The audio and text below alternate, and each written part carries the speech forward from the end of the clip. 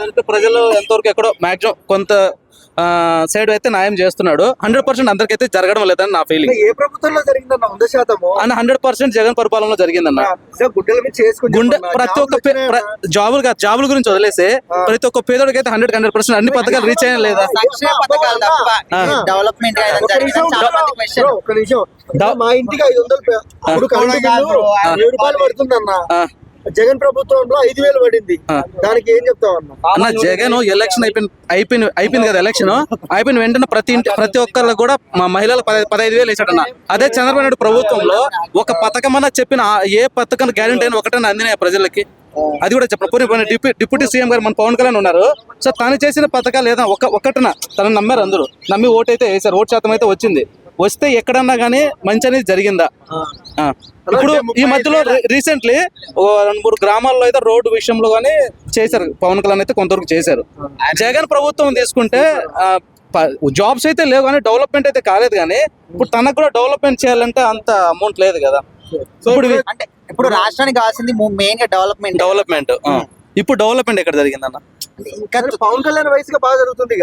పవన్ కళ్యాణ్ నుంచి బాగా జరుగుతుంది. అని జరగలేదని నా ఫీల్ అన్న. ఇంకా నువ్వే ఇందాక బాగా జరుగుతుంటే మొన్నటి వరకు రీసెంట్లీ ఒక 2 గ్రామాలు వెళ్ళి ఆయన రోడ్ వేయించాడు.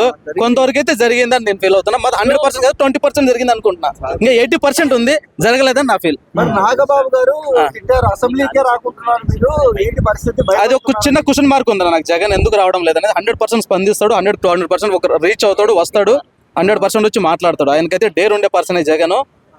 వీళ్ళలాగా చంద్రబాబు నాయుడు లాగా వెనక్కి వెళ్ళే పర్సన్ అయితే కాదు. 1 ఆఫ్ ద డే వస్తాడు. ఇది క్వశ్చన్ మార్క్ రాలేదు. బూజులు గీజులు తుడుపుడు కానీ అన్నా విను అన్నా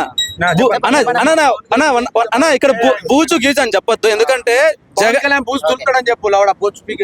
పవన్ కళ్యాణ్ బూజు తులుపుతాడు నేను చెప్పను. కానీ ఆయన వర్క్ ఆయన సైడ్ నుంచి నేను అనేది ఏంటంటే 100% ఆయన చేయలేకపోతున్నాడు. ఆయన నేను ఇప్పుడు పవన్ కళ్యాణ్ చేయలేకపోతున్నాడు 100%. ఎందుకంటే నువ్వు చెప్పు, పలానా పరంగా చెప్పు, ఎక్కడ న్యాయం జరుగుతావు నువ్వు చెప్పు. జైలుకి పోతున్నాడు. ఎక్కడ పోతున్నాడు పవన్ కళ్యాణ్? జైలుకి. ఆస్తుల గురించి కాదన్నా, ప్రజలకు ఏం చేస్తారు 1 ఆఫ్ ద డే మీరు ఏం చేస్తున్నారు అది కదా నేను అడిగేది. ప్రజలకు ఎంతవరకు న్యాయం జరిగిందని నేను అనుకుంటాను.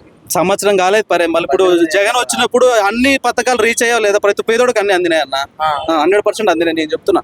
గతంలో జగన్ గారి పరిపాలన బాగుంది అన్న. ముందు విషయంలో జగన్ విషయంలో అయితే డెవలప్మెంట్ అవ్వలేదు కానీ అంత మాత్రాన. కానీ ఇప్పుడు కన్నా ఉన్నట్టు 100% డెవలప్ చేసేవాడు. ఒకసారి వైజాగ్ వెళ్ళి చూడన్నా, నిజం చెప్తున్నా.